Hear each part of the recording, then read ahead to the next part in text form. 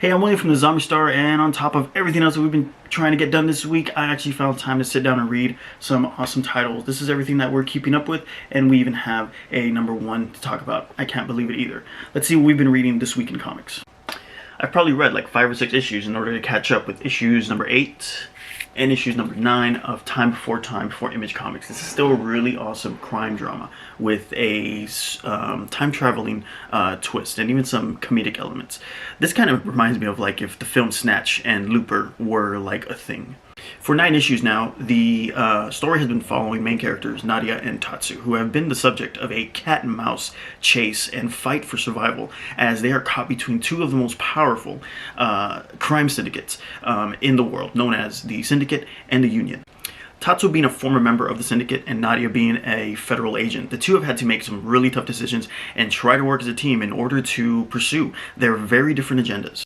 While the time travel mechanic is a lot of fun and really sets up for some really cool moments in the story, the focus of it is these main characters and kind of how they've grown from the beginning to where and who they are now, how they've grown to kind of rely on one another. And I think these are the 2 characters that are really pushing the story forward.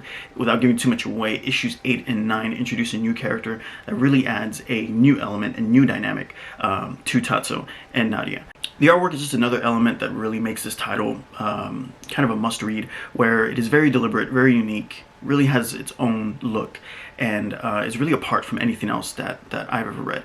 Issue number 8 at the end kind of has this Q&A between Shelby and Palmer, where Palmer is describing just how difficult it is for an artist to be pleased with their own work and kind of meet their standard of what good art is. He goes on to describe that he can't even look at the earlier issues of Time Before Time, as he's always wanting to grow and be better, and of course create higher quality of work. In my opinion, Time Before Time has been a beautiful book since the first issue. This is issues 9. This is issue number 8. We are caught up to 9 on this one. This is a lot of fun to read for any of you guys that just love that quirky crime drama. Time Before Time is really awesome.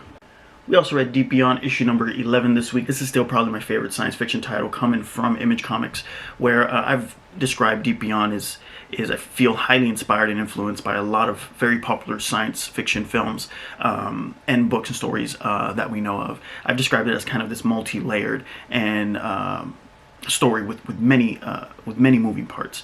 Reading it can be difficult. This is one of those titles where I really find myself having to go back to the previous issue in order to kind of piece together what's going on. But for that also makes it a very compelling and intriguing story. Story is filled with plots, subplots, character motives, character reveals, and twists that honestly you just never saw coming from one issue to another. That kind of changes the story dramatically. And Deep Beyond is just really good at keeping that kind of pace. Issue number 11 has our interdimensional travelers on a very dangerous, very risky jailbreak mission, where the odds are constantly stacked against them, and as the story continues, they struggle to determine friend from foe.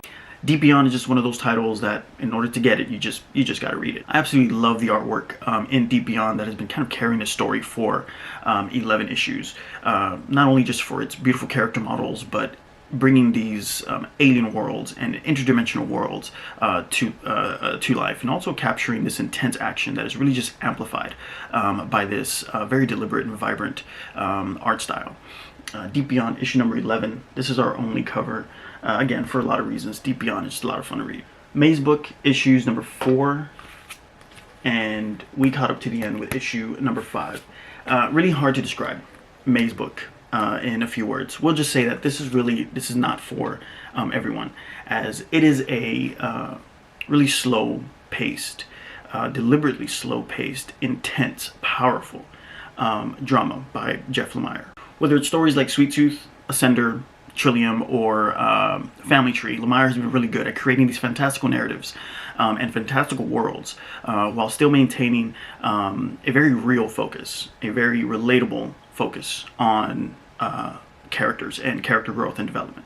Maze Book is another perfect example of how he's able to do this, where those titles are really great at creating relatable characters in these fantastical environments. Maze Book takes a step further and really focuses on the human element, a human story that can really connect with any reader in a powerful way. For 5 issues, we've been following main character Will, who is on this spiritual, emotional, mental journey to reconnect with his deceased daughter. The story has Will going through this process in two different realities, where one, we just see the deteriorated Will kind of going through this process as he is slowly just seemingly just diminishing. And then we have another reality where Will is on a physical journey and desperately trying to reach his destination.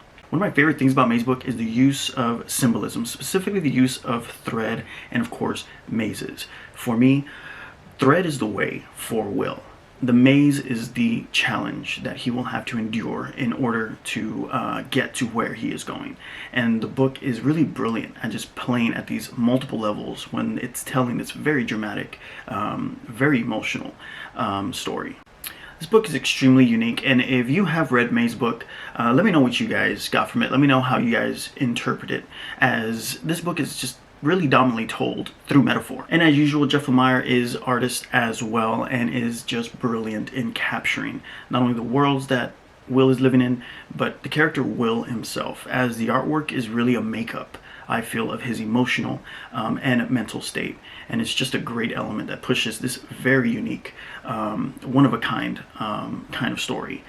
This is Maze Book issue 4, issue 5, and it is a beautiful book. If you guys are reading this, let me know what you guys think. This week we actually read a number 1. This is Batman the Knight from DC Comics.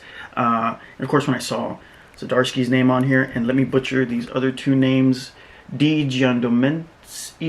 Domenico and Placencia, several things were just promised. This is already starting out just to be an amazing book. Might not be for everybody, as this is an origin story for Batman, and yes, we've had origin stories. This is about the impact that Bruce endured after the death of his parents.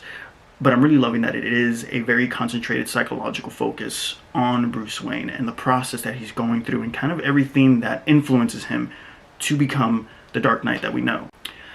Issue number 1 is structured kind of strange for the story, where it's one of those kind of like story told within a story, but an awesome twist at the end that really makes it a great just first issue. Don't think that's the mechanic that's going to be used throughout the series. So you're probably thinking this is just another Batman origin story. We've been here, we've done that through multiple mediums, and it is. But for me to get a fresh look and kind of a fresh narrative and a fresh perspective on the beginnings of arguably pop culture's most iconic vigilante that we know, Batman, it was a lot of fun to read. Just another great aspect of this first issue is kind of the look and the focus on the classic relationship between Bruce Wayne and Alfred, as I think we easily forget and take for granted the things that Alfred goes through watching Bruce do what he does. I even go as far to think that the writers kind of took a page from Christopher Nolan, as Alfred struggles heavily with the concept of failure.